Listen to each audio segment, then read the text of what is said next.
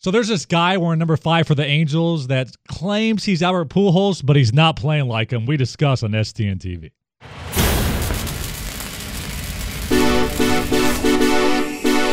You are watching STN TV. My name is Dave Brickley alongside Kevin Figures. So all the Angels really did, Kevin, was give a guy $250 million and said, you're the best player in the league. Now lead us to a World Series. We're 22%, about 20% into the regular season here, about 35, 36 games in as we record this. The dude has 1 home run and is batting .212. Yeah, not quite what they expected when they gave him all that money this past offseason. I will say it's probably not time to overreact just yet. Huh? You mentioned we're just 20-something% into the season out of 162 games. It's a lot of games. That's a pretty good chunk of the season, Kevin. This is statistically his worst 35-game stretch of his career, and he decides to do it in the first year of a 10-year contract? I understand that. Look, he's in a new league, facing new pitchers in a new ballpark. All that stuff has to be accounted for. Now, look, he is one of the greatest players of all time. He should be able to adjust a lot quicker than that. But, you know, things happen. He's playing in a lineup overall that's struggling, on a team overall that's struggling. I like that argument, but what happened to Manny Ramirez when he came over to the NL? Well, it's like I said, it's different for different players. It's different for different So individuals. now it takes Albert Pujols 35-plus games to adjust to AL pitching? It very well could.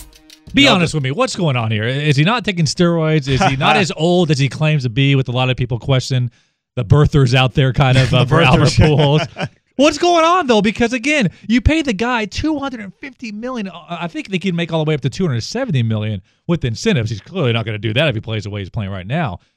How in the hell is this possible? Well, it could be a combination. It could be a physical thing. I think more than anything, it's mental. We got off to a slow start, and then all of a sudden, again, I think the fact that the team as a whole is struggling is forcing them to press even more. And so the more and more you press, the more you get outside of yourself, and you start doing things that are uncharacteristic, and you'll see a lot of bad swings that he's taking, not being as patient at the plate. You start playing outside of yourself instead of playing the way that you know you're capable of playing. But this is really mind-boggling, because how can you be so good? I mean, when you talk about the records he's broke and the hitting streaks he's been on, I mean, this guy is one of the best to ever do it. Right. And people would say if he keeps on playing the way he is, he would break even more historic records. How can a guy this good go through a stretch like this? I mean, is this even similar to LeBron James in the NBA Finals, where a guy is capable of scoring 38 and 8 and all of a sudden goes in the corner and scores 17?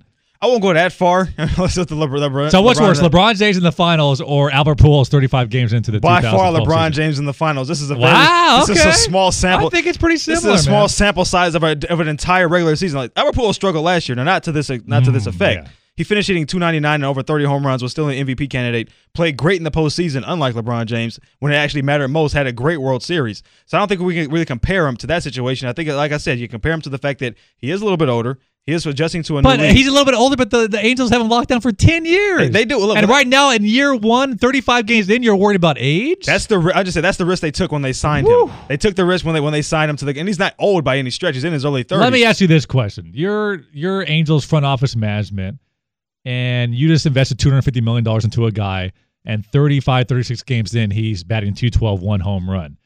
Are you panicking?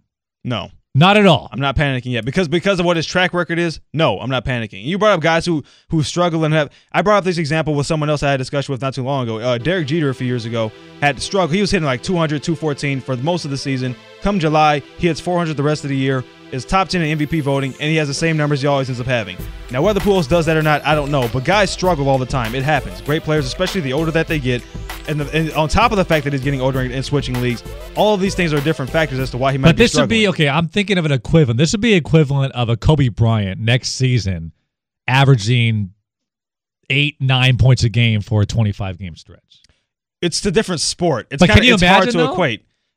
No, if he was shooting 24% and only averaging 9 points a game. Well, as much as Kobe Bryant shoots, it's almost hard to imagine that he only you know what I mean? Points. I mean, this is Albert Pujols is the top of the league, one of the best to ever do it. Sure, and he can't hit the ball. He's not the only person to ever struggle. There have been plenty of guys who have struggled before for long stretches. There's not a lot of guys out there that are as good as Albert Pujols, that talented, getting a $250 million contract for 10 years, and then bat .212 and only 1 home run in 35-game stretch. Again, 35-game stretch is the key for me. Hit the panic. If I'm Angels front office, hit the panic. Dave, you come to me 40 games from now, and if he's still hitting 214 40 games, so 5 games from now? Yeah, 40 games from now. 40 more games from now. Oh, so now 75 is the mark for you. We start getting close to the All-Star break, and he's still hitting close to 200 with 3 or 4 home runs and 20 RBIs. Then I'm panicking. I'm not panicking right now. I'll tell you what, man. It's not looking good.